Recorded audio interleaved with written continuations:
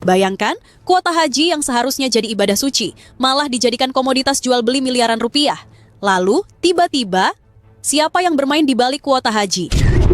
Korupsi pembagian kuota haji 2024 memasuki babak baru setelah Komisi Pemberantasan Korupsi (KPK) memeriksa Ustaz Khalid Basalamah, pendakwah populer sekaligus pemilik Biro Perjalanan Umrah Haji Uhud Tour, sebagai saksi kunci.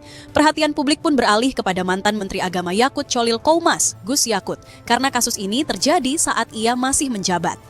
Berikut kronologi lengkap, peran para pihak, serta perkembangan penyelidikan KPK.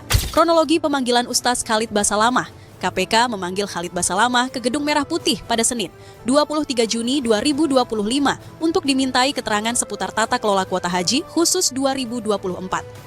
Juru bicara KPK Budi Prasetyo menegaskan status Khalid hanya saksi dan ia bersikap sangat kooperatif menyerahkan seluruh informasi yang dibutuhkan penyidik. Sehari setelah pemeriksaan, Khalid mengklarifikasi lewat siaran YouTube pribadi bahwa dirinya bukan tersangka, hanya dimintai kesaksian dan mendukung penuh penegakan hukum. Mengapa Khalid Basalamah dipanggil? Selain berdakwah, Khalid mengelola Uhud Tour, biro perjalanan ibadah di bawah PT Zahra Auto Mandiri yang menerima setoran minimal $5.000 Amerika, sekitar 81.444 untuk program haji khusus. KPK membutuhkan perspektif pelaku usaha haji umrah untuk menelusuri dugaan jual beli slot keberangkatan di luar antrean resmi, terutama setelah Pansus Angket Haji DPR menemukan 3.503 jamaah 0 tahun, jamaah haji khusus yang bisa langsung berangkat tanpa menunggu antrean hingga 2031. Temuan panitia khusus, Pansus, Angket Haji DPR mengungkap berbagai kejanggalan serius dalam penyelenggaraan ibadah haji. Pertama, tambahan kuota 20.000 jamaah yang diperoleh Indonesia dibagi 10.000 untuk haji reguler dan 10.000 untuk haji khusus lewat keputusan Menteri Agama. Padahal undang-undang mengamanatkan kuota haji khusus maksimal 8% dari total kuota.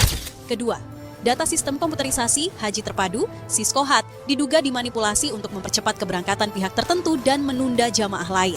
Ketiga, biaya jalan tol haji khusus dikabarkan mencapai kurang lebih 300 juta rupiah per jamaah di jalur furoda.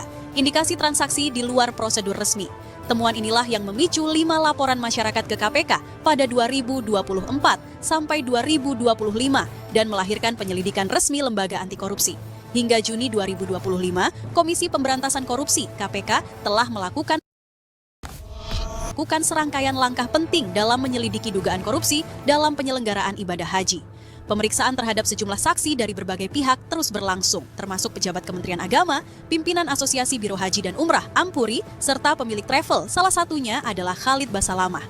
KPK juga tengah menelusuri kemungkinan adanya pejabat Kementerian Agama yang memiliki keterkaitan langsung maupun melalui nomini terhadap agensi haji dan umrah yang berpotensi menimbulkan konflik kepentingan. Selain itu, klarifikasi terhadap data jamaah 0 tahun juga dilakukan guna memetakan alur keuangan serta mendalami dugaan gratifikasi dalam proses percepatan keberangkatan jamaah.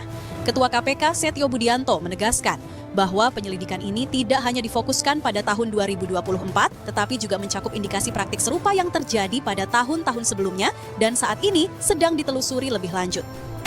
Apa kabar Gus Yakut? Hingga 26 Juni 2025, Gus Yakut belum dipanggil KPK. Namun lembaga anti korupsi membuka peluang memeriksa mantan Menteri Agama jika keterangan saksi mengarah padanya.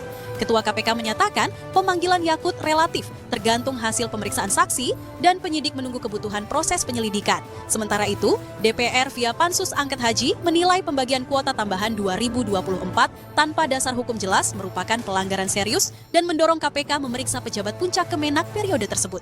Dugaan skema korupsi dalam pengelolaan kuota haji mencuat ke permukaan dengan sejumlah pola yang merugikan jamaah dan mencederai prinsip keadilan. Salah satu skema yang terungkap adalah praktik jual beli kuota, di mana slot haji khusus diduga diperjualbelikan kepada jamaah yang mampu membayar lebih mahal, bahkan melebihi batas legal 8% dari total kuota yang telah ditetapkan. Selain itu, terdapat indikasi manipulasi dalam sistem komputerisasi haji terpadu, Siskohat, di mana data keberangkatan diubah untuk mengakomodasi keberangkatan jamaah instan tanpa mengikuti urutan yang sah. Skema lain yang tak kalah serius adalah konflik kepentingan, dengan dugaan adanya kepemilikan biro haji oleh sejumlah pejabat Kementerian Agama yang memungkinkan mereka menyusun kebijakan kuota demi menguntungkan bisnis pribadi. Setiap pola ini bukan hanya membuka peluang gratifikasi bagi oknum tertentu, tetapi juga menimbulkan potensi kerugian bagi jamaah, merusak sistem antrean yang adil, dan mengoyak integritas penyelenggaraan ibadah haji di Indonesia. Implikasi hukum dan sosial dari skandal pengelolaan kuota haji ini sangat serius dan berdampak luas. Salah satu dampak paling nyata adalah kerugian yang dialami oleh jamaah reguler, di mana antrean keberangkatan yang seharusnya berjalan secara adil menjadi semakin panjang akibat slot haji yang dialihkan kepada pihak-pihak tertentu. Hal ini turut merusak citra penyelenggaraan ibadah haji nasional dan menyebabkan kepercayaan publik terhadap Kementerian Agama menurun tajam. Kondisi inilah yang kemudian memicu terbentuknya panitia khusus, Pansus, angket DPR, sebuah langkah investigatif politik yang sangat langka terjadi dalam sektor ibadah. Di sisi hukum, potensi jerat pidana terbuka lebar bagi pihak-pihak yang terbukti terlibat, mencakup pasal-pasal suap, gratifikasi, dan penyalahgunaan kewenangan yang berlapis. Bahkan, jika ditemukan aliran dana yang tidak wajar, ancaman pidana pencucian uang juga dapat diberlakukan, memperberat konsekuensi hukum bagi para pelaku. Sejumlah langkah perbaikan diusulkan untuk membenahi tata kelola penyelenggaraan haji dan menutup berbagai celah korupsi yang telah terungkap. Audit forensik terhadap sistem komputerisasi haji terpadu, Siskohat, secara independen menjadi langkah awal yang penting untuk memastikan tidak ada lagi manipulasi data keberangkatan jamaah. Selain itu, pembentukan satuan tugas Satgas Kuota Haji yang melibatkan KPK, BPK, PPATK, dan Ombudsman juga diajukan sebagai mekanisme pengawasan lintas lembaga yang bekerja secara real-time untuk menjaga integritas distribusi kuota.